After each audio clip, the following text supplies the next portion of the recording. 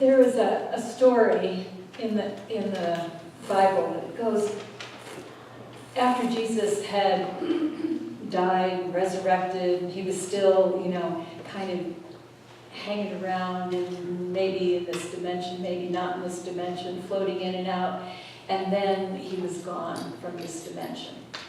And so he was still available in other dimensions, perhaps, but he wasn't walking around anywhere. And what happened then, the disciples, who up until then had been kind of clueless, really. If you read the stories, every time Jesus would say something, they'd say, huh? Like, what are you talking about? They really didn't get it. And after he left, they were left alone with, okay, figure it out. What are you going to do?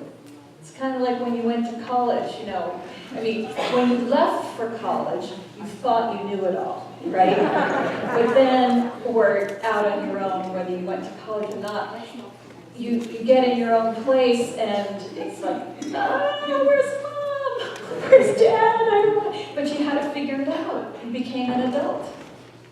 And so it was like that for the disciples as well. And what happened for them was that they came together in a community and they had a mystical experience. It's described in the Bible as there were flames of light over their heads. Now, you know that is not literal. That would be like a major 911, get the fire department here quickly. It wasn't that. That is a way of describing a mystical experience that they had collectively. It's something that was not available to them individually. But as a group, something came over them. This Holy Spirit of light and love filled them. And it filled them to such a degree that they left that room and they went out into the world teaching the things that they had finally got. That Jesus had been working with them for several years. They got it. And when they got it, they couldn't keep it to themselves. They had to go out because they knew that this stuff changed lives. They got that love is not something that somebody like Jesus does.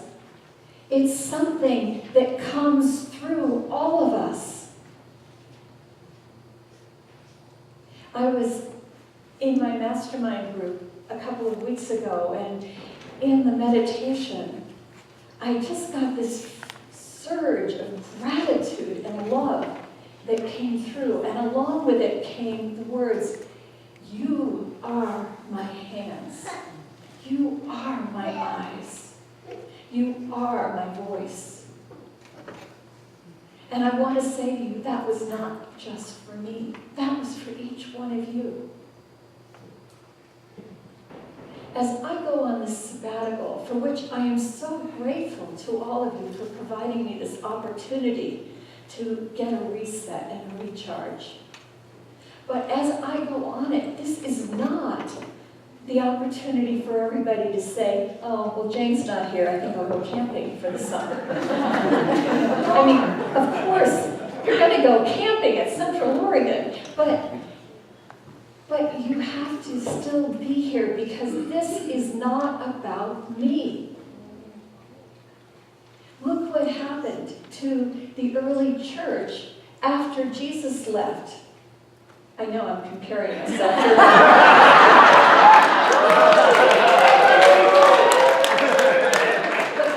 but that is our core teaching, right? It's in all of us.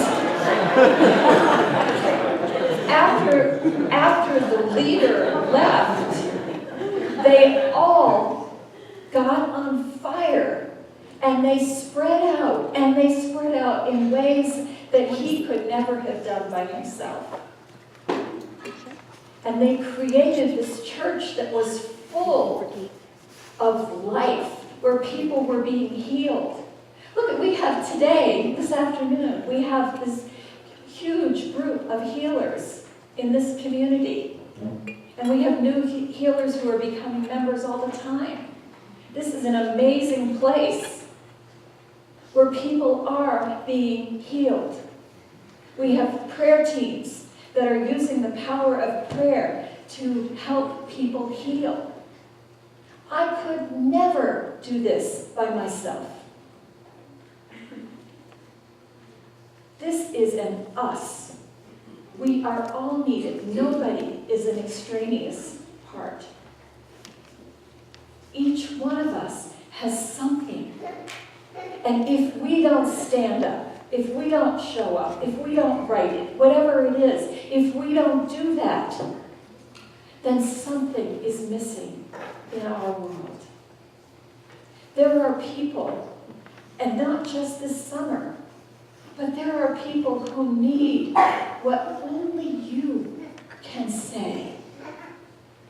They can hear your voice.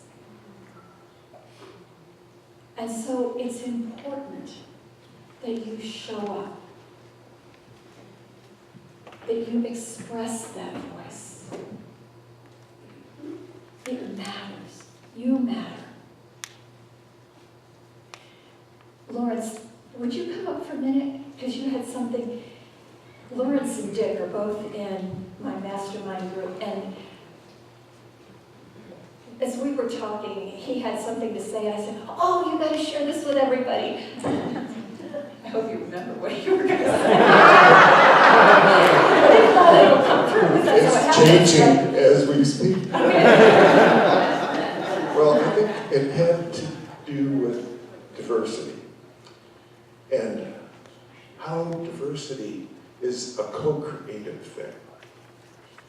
While we see that each individual has in common with everyone else, probably 99%, which is commonly held.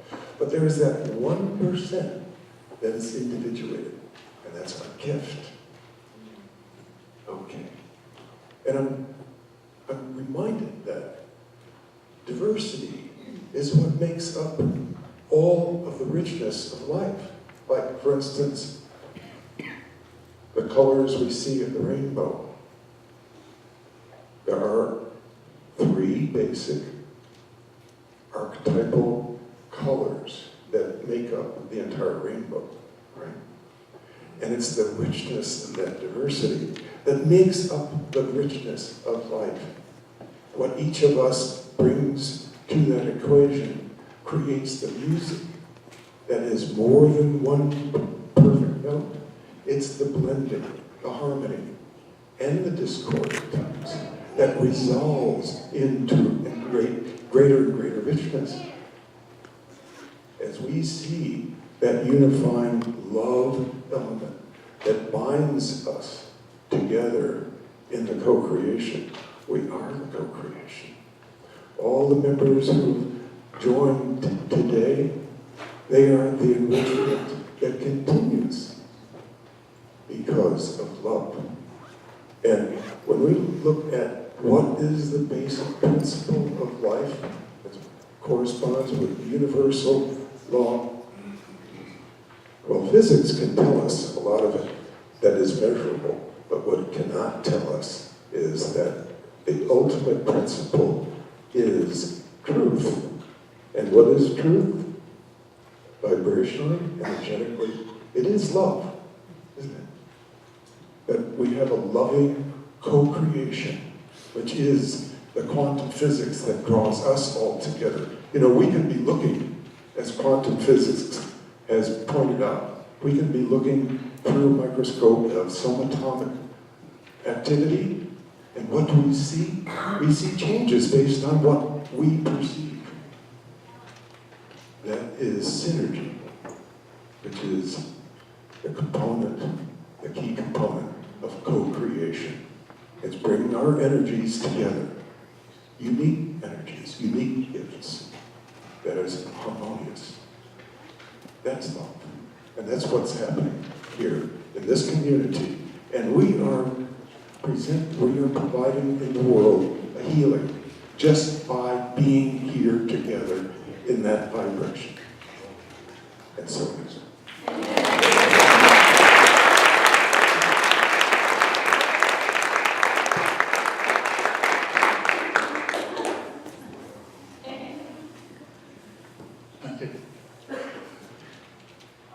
Jane has reminded us that we're more than just a typical church congregation.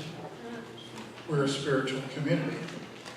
Because so many of us have been willing to step up and do our part to make things happen. And Lawrence has demonstrated for us the beauty of how things come together, diversity, to make a picture like you see on our windows.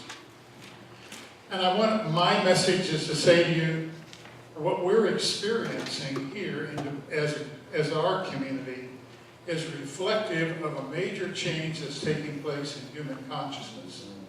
Not just among a few people, but among a broad array of people, are recognizing that this approach to life of coming together and sharing our gifts instead of trying to dominate and pursue people to fit our goals individually. That's the key to living. I'll just give you a couple of examples to illustrate what I'm saying. The astrologers, for example, tell us that we're moving from the age of Pisces to the age of Aquarius. And one of the characteristics of Pisces, they say, that's the time when we had strong, charismatic leaders who told people what to do, and like good little sheep, they followed along and things got done. Aquarius, they tell us, is characterized by the concept of group, where the collective people come together and pool their resources and work together in cooperation to make it happen. It's happening in business. The enlightened companies you see show their organizational chart. You've all seen those, the lines that go from bosses to bosses down to... Now, the ones that are really with it are showing their charts as a circle.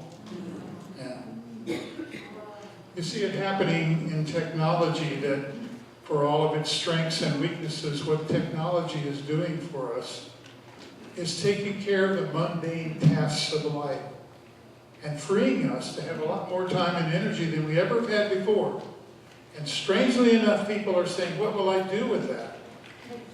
And they're beginning to say, I need to look at what does it really mean to be human? How can I be more creative? How can I find more meaning in life instead of just doing the mundane tasks that used to take up all my time? And as a result of that, miraculous things are taking place. And if you need a real powerful example of why the old ways of doing things don't work anymore, just look at politics. In the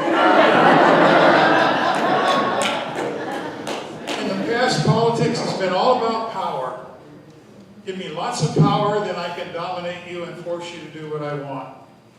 But now there's so many different just attitudes and concepts, each having their power, and what do? They butt their heads together, nothing happens.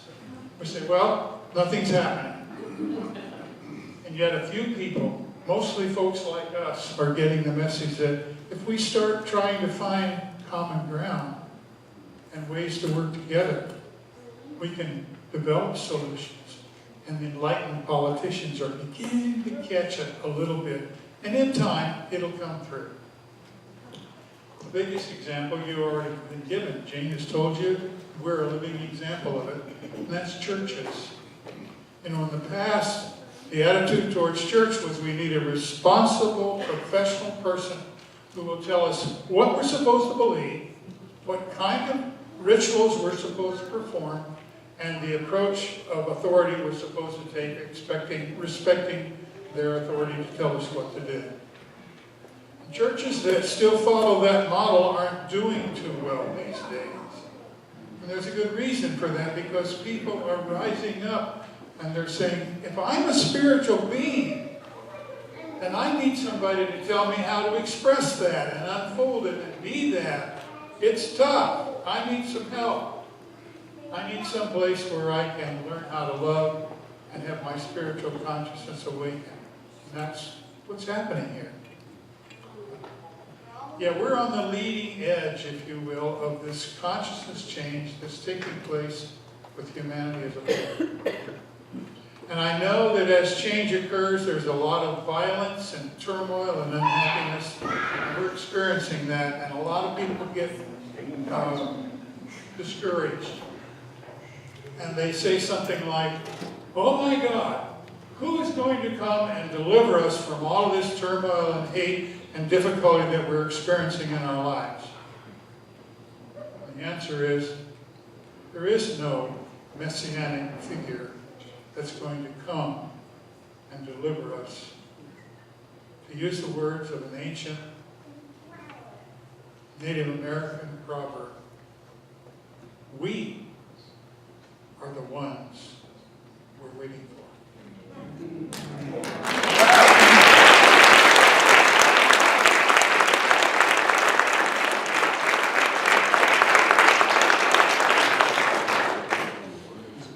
So I hope that you will take this seriously, and not just this summer, but ongoing, that you will realize that we need you.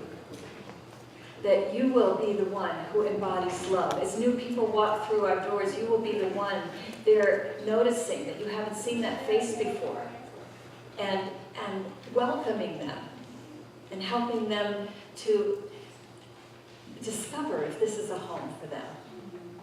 I hope that you will be doing your spiritual practices, that you will be supporting everyone who is speaking here, and you will be coming and being an active part of it. Not just this summer, but continuing, because you matter. We absolutely need every one of you. I love, love, love what Carol said in changing the name to You Count. That could be the motto for our whole community. We are here because we believe in our mission to embody love and awaken spiritual consciousness. And that isn't a job just for Sunday. It's not a job just for when I happen to be in the room. It's a job for every day, for all of us. And together, no matter what you think, no matter what conventional wisdom might say to you, no matter, we have got this. We can make it happen.